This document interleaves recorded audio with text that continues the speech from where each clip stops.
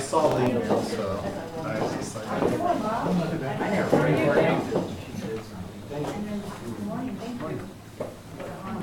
sorry, everybody, I was back here.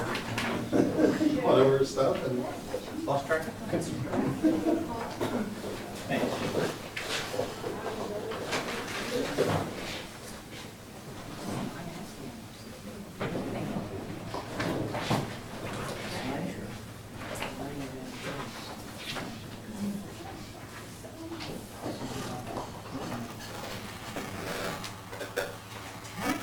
I'd like to call this meeting to order of the Village of Mount Sterling Financial Planning and Supervision Committee.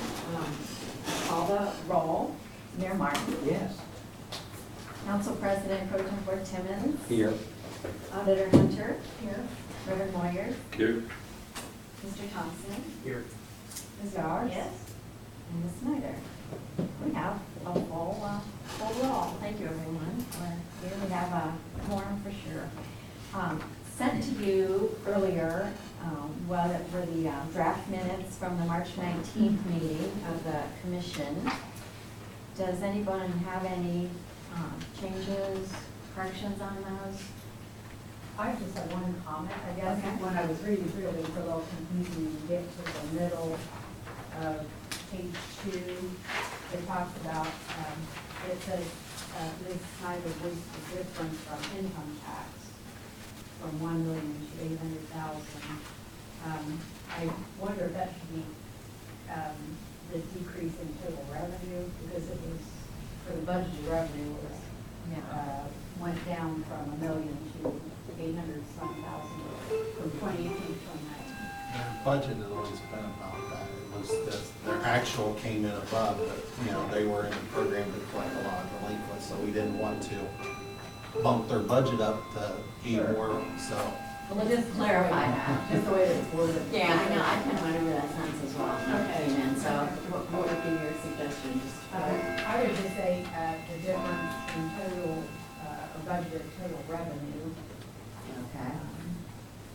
decreased from 1 million the previous year to 800,000 for 2019. Make that change. Any other comments? With that change, do we have a motion to accept the minutes? You have that motion. Thank you, Mr. Tillman. Second. All those in favor, say aye. Aye. Opposed? The minutes are adopted as amended.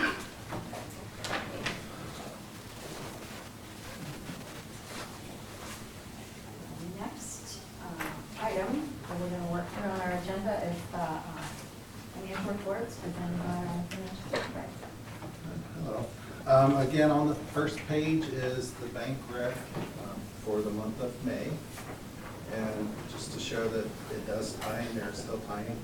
If you look on the cash summary by fund, the second page, you got 1,520,319, and that ties to what's on the back. So everything's tying out. We still have the 2 reconciling items that hopefully once their next audit's finalized, we can take care of those and move on, and there shouldn't be any reconciling items unless it's part of their normal. So which amount is that? The $129 and the $4,524, those have been from when they had a reconciliation done back in 13, 14, 15. But we wanted to make audit get caught up and get everything settled out in case audit found it before we do any changes. So their latest audit, they should be about out. So that's that. And again, if you look on the cash summary by fund, you can see that the general fund ended the month of May with $448,960 balance, the very first line at the top. The Moving Ohio Forward Fund, which was one of the other funds that put them in, of course, it's a zero balance since they aren't doing that anymore, and we took care of that a couple years ago with the transfer to get that deficit eliminated.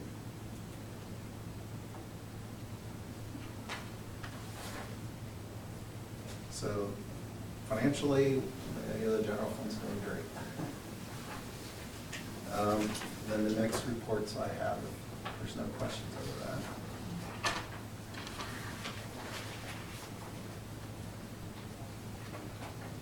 Questions, then right after that should be the revenue status as up through the end of May.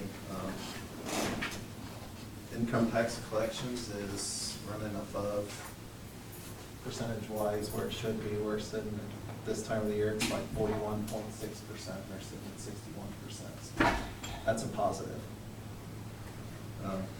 So they're 20% ahead of what's been budgeted, so. Which one was that? I'm sorry. The You said municipal, income tax. municipal, Oh, and- income tax. yeah. I see 61. Okay, Yeah, 61%, they should be sitting at like 42 if you round, so that's a positive. Liquor permit fees, that's over 100%, but that's like a once-a-year payment. Budgeting 1,000 is probably a pretty good estimate from that, just they got a little extra money for that. I will point out down towards the bottom of the first page, you see other miscellaneous non-operating revenues. That is, if you remember back, we've been dealing with trying to get refunds for their payroll issues that they had for the recording of Social Security and OPERS and all that. That's all been settled, and they got finally, everything got settled out, and there's $2,000. Everything got refunded finally. So that's all been taken care of now. And then if you flip the next page over, you're gonna see special items. This is some restitution payment coming in from the former mayor. He's making, I guess, annual payments, a percentage each year. So that's his payment for, I think he's 5 years to Yeah. pay it. So that's his 20%, getting 20% of his findings paid.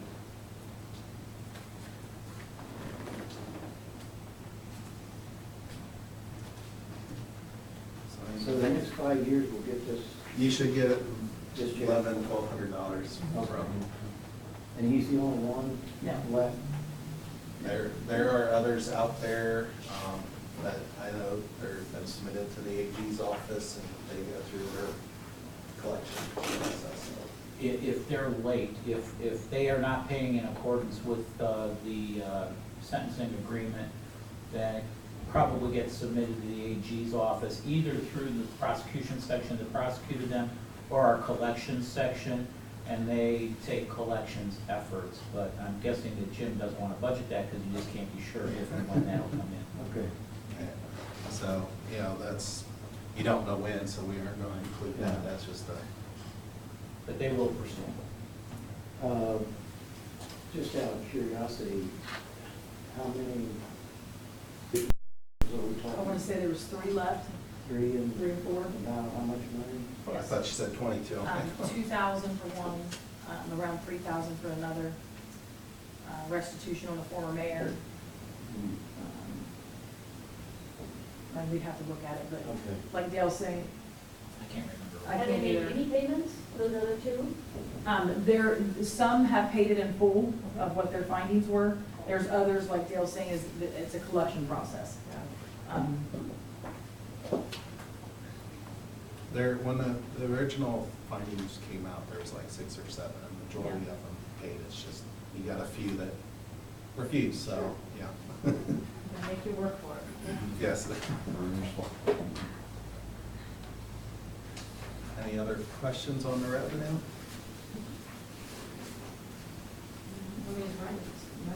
Yes, it's, overall, they're ahead of where they should be percentage-wise, but that's always a positive. Then the next report would be the appropriation status. Overall, appropriation-wise, they're at 38%, it should be around 42, that's positive. Most of everything's right at where it should be for this time of the year, for salaries, benefits. The village did pay their part of the enterprise agreement to the school district. That's on the third page, you're gonna see it's sitting at 99.29%. Well, we budgeted 102, they owed 101,000, so they paid that. Their tax collection fees, that's the fees that is charged by the agency that collects their income tax. And that's running ahead of schedule, while income taxes collections is running ahead of schedule. That's on page 3. On page 3, yes, it's about the middle of the page, Yeah. tax collection fees, that's for income tax collection. There's another line that's for county auditor's fees, but that's a separate line.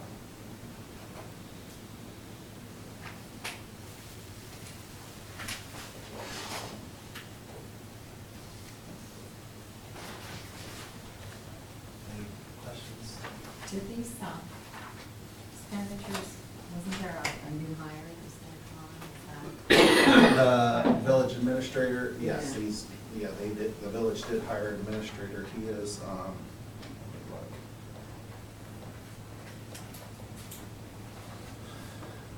where's he at here?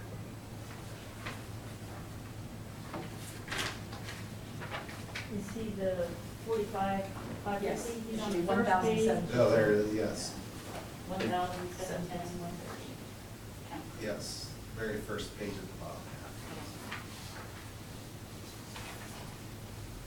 So, yeah, for that, we budgeted as of 9 months of the year, so come next year's it'll obviously be higher, but we based it on when they hired. So the 11% is probably accurate for as long as he's been with the village.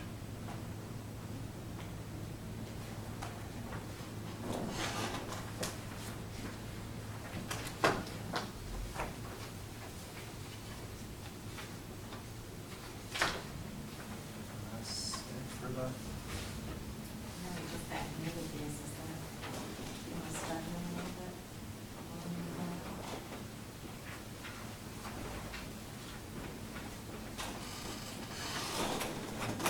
I guess the only question I had was, on the page 3, there's 2 tax collection fee accounts. The one that's the 1,743.44, that is county auditor, and then you come down 1,755.344, that is the income tax. Yeah, we kept them separate, so that way we could see the detail for.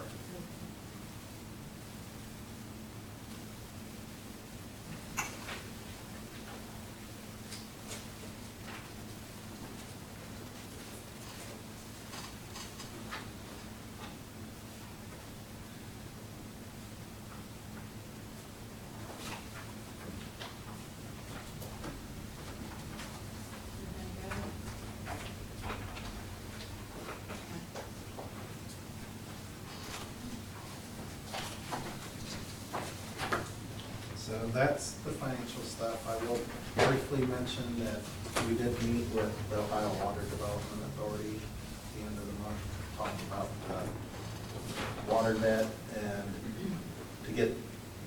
they had 3 different loans outstanding that they hadn't finalized to get the process to close that. We got that figured out. The mayor wrote the letter. The projects have been closed. That saves about $5,000 to $6,000 on principal going out because they closed the loans, they came in under budget. So that saved a little bit of money each year. And we are looking into taking the balloon payment on one, seeing if we can get that spread out over an additional 5 years to help the water fund.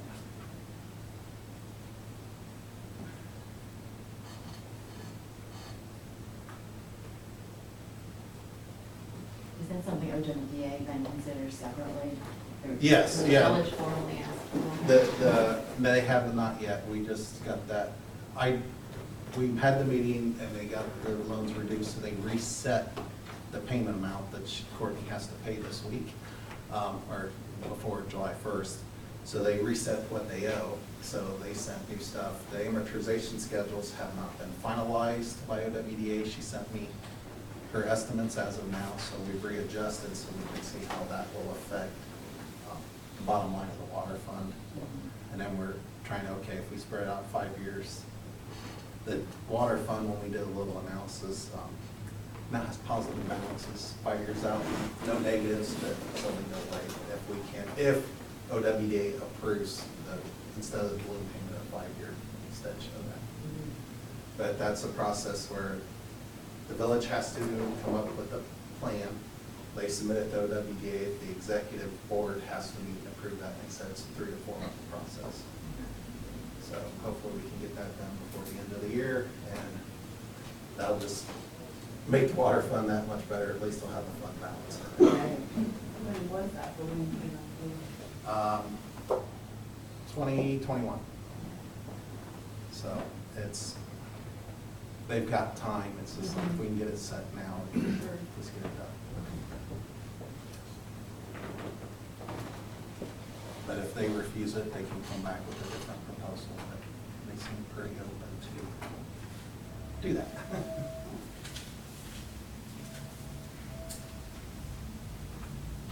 Is there, maybe next time you can give us a revised analysis? The water fund?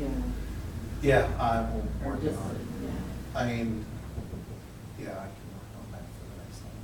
just in a way, What do you want? summary, where we stand, just a summary. Oh, on of getting the meeting. balloon payment Yeah. adjusted? Okay, yes. Okay, that's that. Now, the last page you have is report on accounting methods. I provided you with the number of comments and the comments that have been cleared. As of right now, there's 24 comments, 10 have been cleared. I have 3 of them as partial, they're not marked on here. They're just some last minute things we want to check, we're working on. We see stuff and Courtney's making changes. I want the history. Yes, you're consistently doing it before I do that. So right now, 10 comments of the 24 have been cleared. We are today actually looking at the 3 of the partials. Has council had to make any policy adjustments? Yes, that's what's left. That's a majority of what's left. And I know they've had a meeting and they're starting on that, so. I don't want to really go into that. There are some deadlines set to have some drafts here in the next 2 months. Because they have to vote 3 times on it.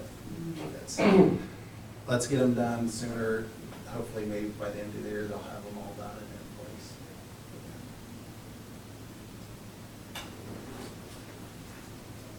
So I can have a better report on the policies later, once I know information's coming in and drafts.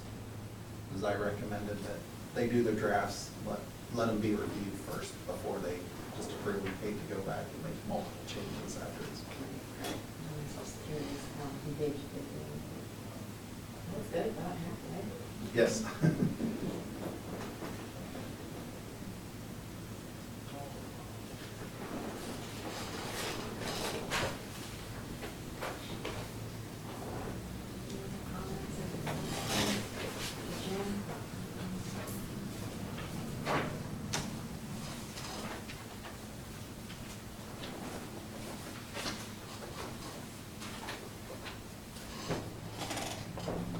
Thank you very much.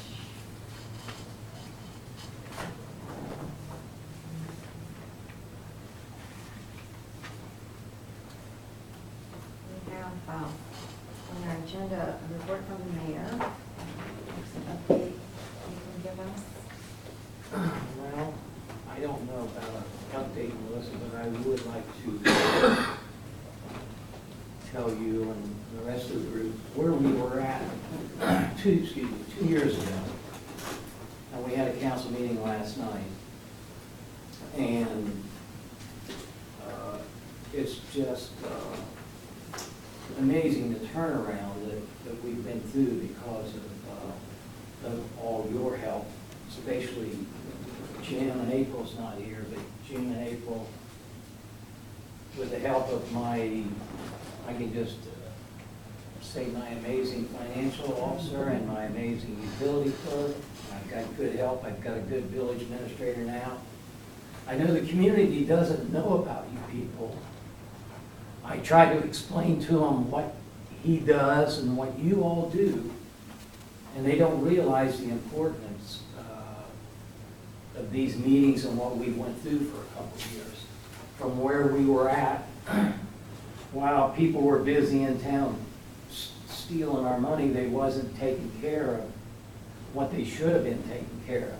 And that's this community. They wasn't taking care of the equipment. They wasn't taking care of our buildings, our streets, or anything. So after the council meeting we had last night, and the meetings that I've had this morning with the village administrator, you know, I think we're just, we definitely are at the light at the end of the tunnel. I can't see it. I think we're there now. And now's the time for us to start correcting those. I've got bids coming in. I know she's got bids coming in for potholes, which is a big problem here in town. Over $100,000 because someone's neglected our equipment. There's something wrong with every piece of equipment that we have.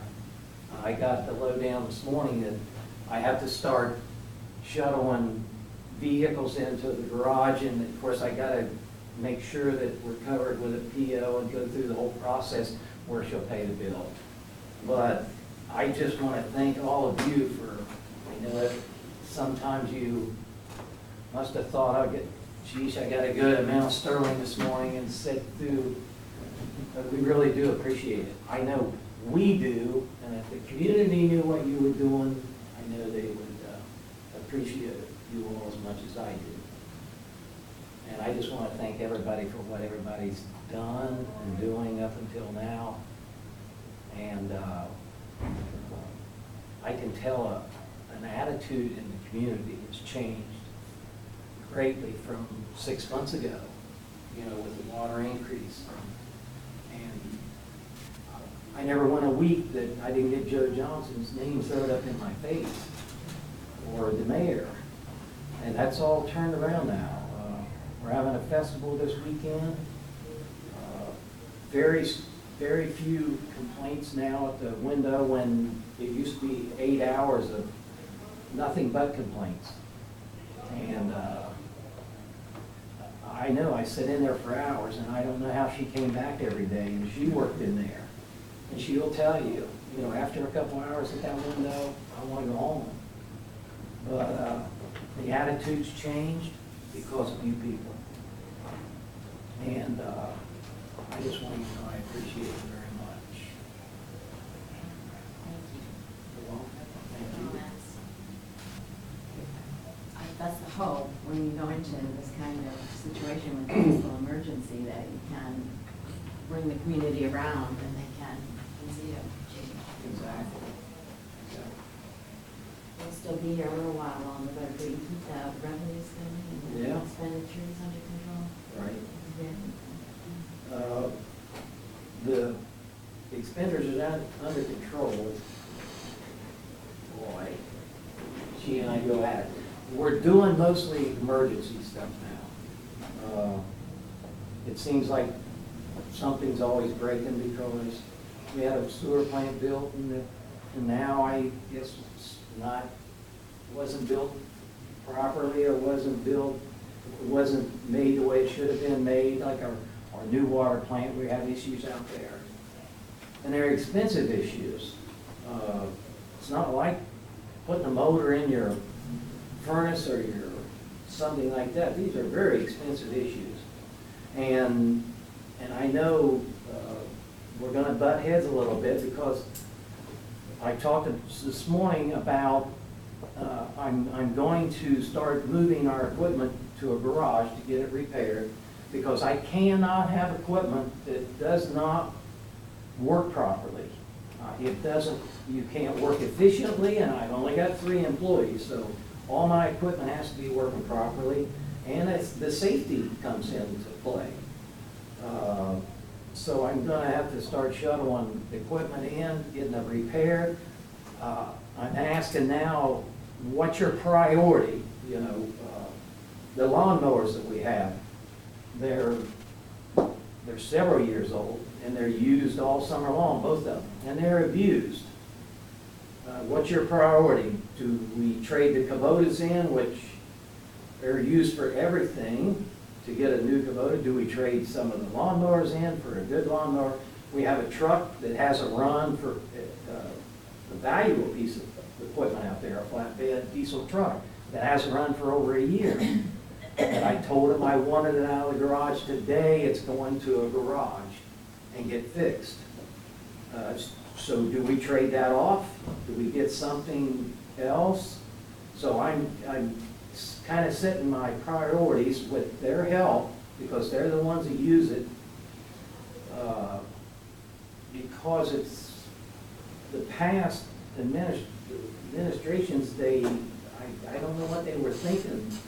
They just never, a year ago, I had a water line break, and I had to go to my house and get a saw because we didn't have a saw.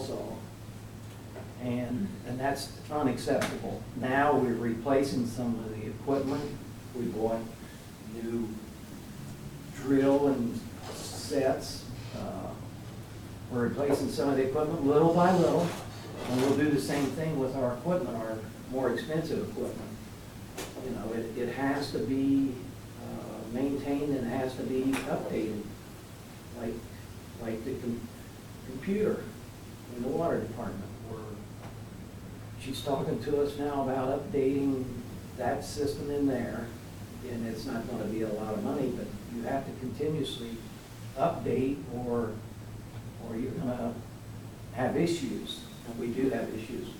We have issues with some of the equipment, you know, because they never got the right equipment, and if you go out and you dig a hole, then you're in trouble. If you're not watching over that hole correctly, or you're not shoring that hole up.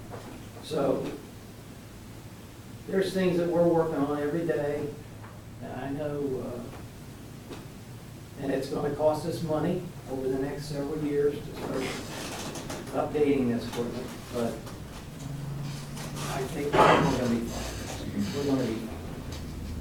I know we are. We got good help like her, and her. So I appreciate you all, I really do. Most of the time, I'm sure with the equipment, we're using it extensively, so. Yeah. Can I ask a question at this point, or are you done? I So, true, people mentally, we have incredible confidence when we see Courtney's reports and things like that. When we see how she handles things. But there's still that undercurrent of people saying, my water bill is over $100, you know, and I know they are seeking solutions and trying, but there's almost an undercurrent of people, and I mean nice citizens that I know that are saying, you know, I want to just stop paying that extra $50 and see what happens. And I said, well, we can't do that. We can't default on a loan. But how do other we obviously got taken advantage of somehow, and whoever was ordering the sewage thing or building things that don't work or don't work correctly or cost much more than they should have. How do other small towns handle these kind of crises, sewage, water? Are they handled by someone separate, like selling the water plant to a private industry that knows how to run it? Why are we trying to run things that maybe we're not experts at? You know what I mean? And I'm not questioning whether they're trying. I know they're trying. I mean, I see the effort they're making, but we're not experts in sewage. How do other small towns do their sewer and water? Do they have other private firms build the building, carry that debt, and then sell us the water? Well, Well, yeah. yeah, I was gonna say. And if it's I actually, don't I know work a on little the bit AG's about, I know a little bit perspective. about this because Yeah. formerly I did environmental enforcement work, and I know that most communities, the water treatment plant, I don't know the community where the municipal or county water treatment plant isn't run by the government. I'm sorry, the sewer plant, excuse me. Not run by the, like, The local The village? government or the Okay. county government. Most of those are government-owned and operated. There are some private plants that are set up, like a business might actually have its own water treatment plant for certain industries, they have their own. But most of the municipal sewer plants are government-owned. The water plants, sometimes there is a private company that runs it. But the problem for most communities that I've seen is that they cost a lot of money to build initially, no matter when you build them, whether you built it in the 40s or you built it last week. It costs a lot of money. And so they budget for the loan and the construction and all of that. But then what gets neglected is the continuing to budget for maintenance and upkeep in the long run. And two things happen. Things break, they operate, they get old, and then they break. Or the standards change. So what used to be clean water for us in the 60s, you wouldn't drink today. What it used to be clean enough to discharge out of your sewer system in the 70s would not be acceptable today. So the requirements continue to get stricter and stricter as we learn more and more about pollution and how to deal with it. So there are very few, I don't know, that's not fair for me to say. I hear much more about communities who didn't plan accordingly for the long-term maintenance and operation than I hear of communities that did. And that's why some of that bill is high. It's not just that you're paying for the construction of that plant, you're also paying for the ultimate long-term upkeep and operation of the plant. So I'm not sure, I don't know the facts of your situation and whether you really, somebody sold you a Cadillac when you could have had a Chevrolet. That may be possible. But candidly, that's probably not as big a problem as the fact that you, like so many other communities, didn't plan for the needed upkeep or improvement of a system. Let's face it, no matter how good a system you build, X years from now, whether that's 10 or 50, you're gonna have to fix it or replace it. So that's been the problem I've seen in most communities. and can I add something? I mean, like he said, he doesn't know like the situation we were in. And I can add to a few of those is there were no rate increases that were supposed to be processed. So when they were thinking about these loans, the residents would have not seen such a high $50 hike if this would have been, increased a certain percentage throughout these years, anticipating when these loans are going to start, having to be paid for. Also, like he had mentioned, it's, having a Cadillac, idea, but on, maybe a Pinto budget. In this case, it was poor. I said Chevrolet, Pinto's strong. Is it now? Okay. That's a low blow. But, the anticipation of having the residents pay for it now Right. and expecting it to grow to be, one of, London's or Grove City or West Jeff's area is that now the residents are paying for it now with an anticipation that we're gonna be, banking, a larger population, a bigger, development here in the village. That was some of it, and, just kind of, and again, we can only speculate, but have, we have the first RO plan, and not budgeting. I mean, when I came in here, I can honestly say to everybody, when I came in here, I asked that was my number one question. Tell me how much this is gonna cost us. Is it gonna cost us with electricity? Is it gonna cost us with chemicals? Because now we're processing 3 different chemicals now versus processing with lime. Tell me how much, repairs may be on some of these larger pumps. Do we need to have 6 backups? So there were a lot of questions that I had presented, but it was too far, it was already built. But again, And that's the the thing problem. is, for this commission's business, really where we are in terms of fiscal emergency, the water is not part of what we are dealing with. Right. So while I know it is an overarching concern for the community, it really is within Mount Sterling's purview, and the commission itself isn't dealing with what those issues are. So, I know it is part of getting Mount Sterling on its feet, but it's not what we're gonna be looking at in terms of emerging from the fiscal emergency. The auditors, because you're fiscal, yes, we focus on this, but we look at all the funds, because you don't want, yeah, we got this fixed, but this one went in deficit, you don't want that to happen. So we look at all the funds, but we really focus on this, but we make sure the other funds are still healthy. And that's why we're involved with the water, is we saw the trend and let's get it fixed.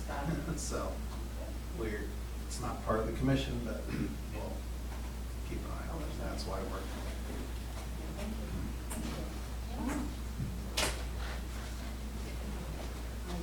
Report from council? Oh, I want to say one thing. We're getting a lot more positives throughout the village than we are negatives anymore. We got a great nuisance and abatement committee, which I know Julia spends a lot of time, and others, where we're keep getting this town process. And there's going to be more pride in our village again. I remember a time when we always had pride in everything, and we're getting back there, as the mayor made a comment. It's been a long road coming back. We've had a lot of tough situations and a lot of tough decisions we had to make, and appreciate what Jim had done, and Courtney, and of course council ourselves. We work hard at it, and we still got a long way to go. But I got to say, there's a lot of positives. We got a pothole situation. Some are big as moon craters, but we're working on that parking situation in the village, which we have talked about a couple of times, and trying to get that all organized.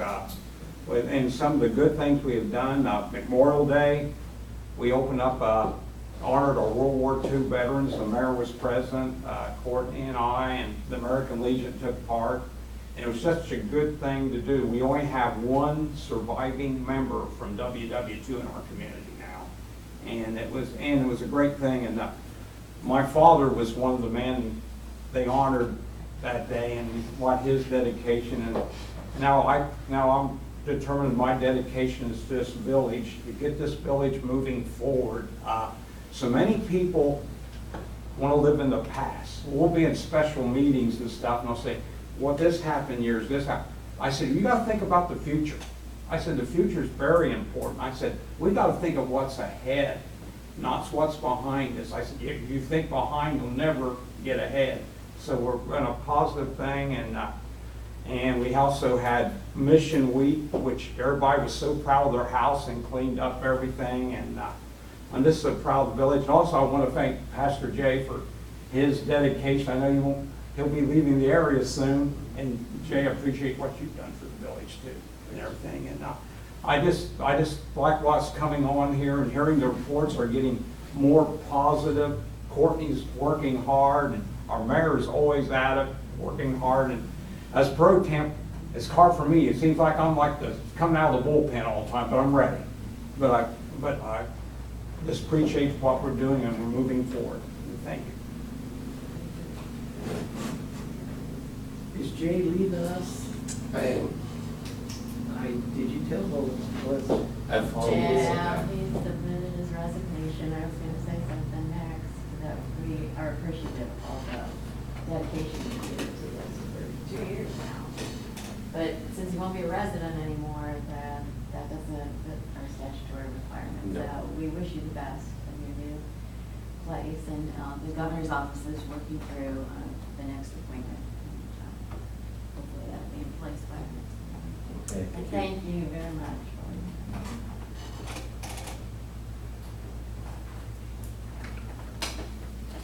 Julie, a chance to touch base about the next meeting date. I'm thinking August 13th possibly.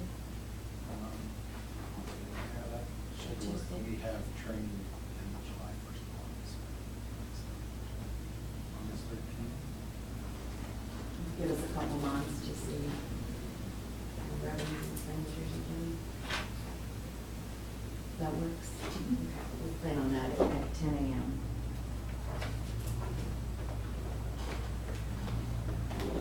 Is there a motion to adjourn the meeting?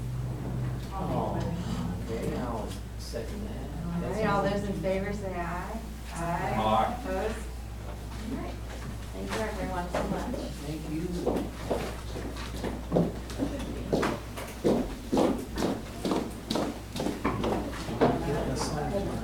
Thanks so much. August 13th.